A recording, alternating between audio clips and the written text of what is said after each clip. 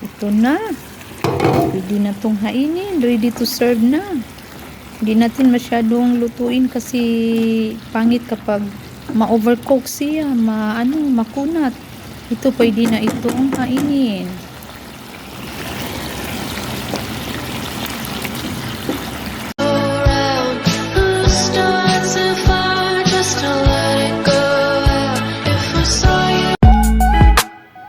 Magandang araw po sa inyong lahat mga kababayan. Dito na naman tayo sa ating kusina. Tayo ay magluluto ng adobong pusit.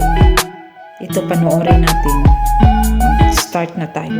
Marinate muna natin ang ating pusit. Lagyan natin black pepper, little salt, at saka soy sauce. I-marinate lang natin mga 20 minutes. At lagyan natin konting lengka.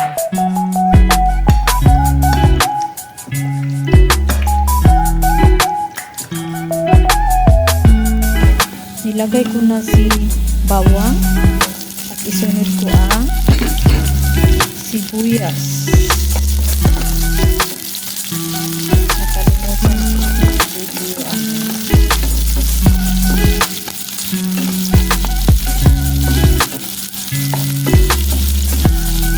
Lagay na natin ang ating pusit at ating haluin. At ilagay na natin ang ating black pepper, dahon ng paminta at saka magic cubes.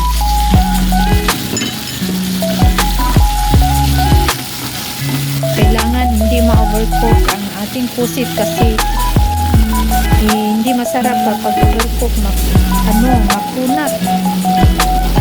Lagay na natin ang ating vinegar at saka ang ating soy sauce.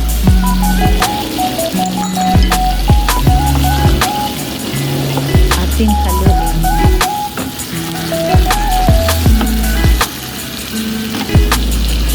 Kailangan hindi ito ma-overcook kasi kapag ma-overcook hindi na masarap, magkunat na siya.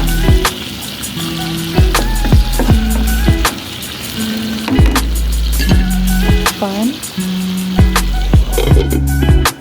I-check natin. Wow, ang bango. Ang bango, sarap.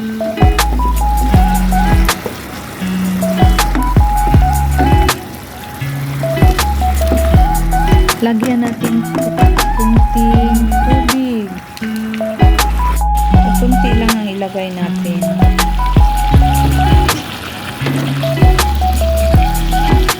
Wow, sarap naman ito.